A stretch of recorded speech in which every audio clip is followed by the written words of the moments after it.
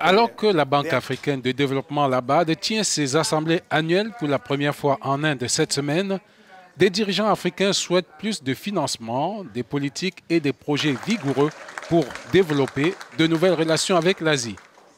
Et comme l'affirme notre journaliste, beaucoup de chantiers demeurent pour rééquilibrer les relations entre les deux continents. Depuis le premier sommet Asie-Afrique en 1975, les relations commerciales se sont intensifiées entre les deux continents. Au cours des assemblées annuelles de la Banque africaine de développement en Inde cette année, des dirigeants africains ont mis l'accent sur les problèmes pendants afin d'instaurer une réelle coopération mutuellement bénéfique.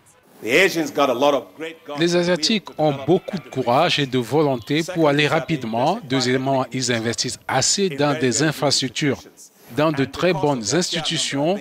Avec leur nombre, ils font les choses à leur échelle et c'est ce que nous devons faire en Afrique. Faire les choses plus rapidement à grande échelle. Il y a beaucoup de bonnes leçons à tirer de l'Asie, des zones économiques spéciales, des zones industrielles que nous pouvons adopter. Il faut avoir la foi que nous pouvons aussi le faire. Les Africains sont capables d'apprendre et d'évoluer assez vite. Le continent africain est de plus en plus sûr. Le risque politique dont on parle et qui caractérise l'Afrique n'est pas si réel que ça.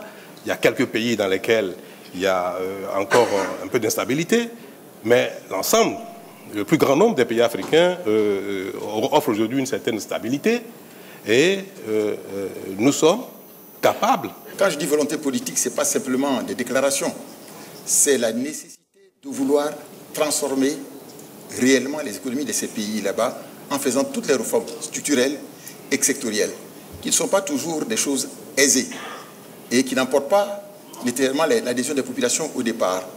Mais quand c'est bien expliqué, quand disons que le travail est fait, on peut aller de l'avant.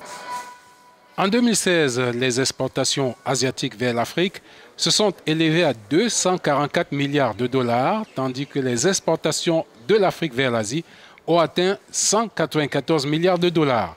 La balance est donc déficitaire au détriment de l'Afrique.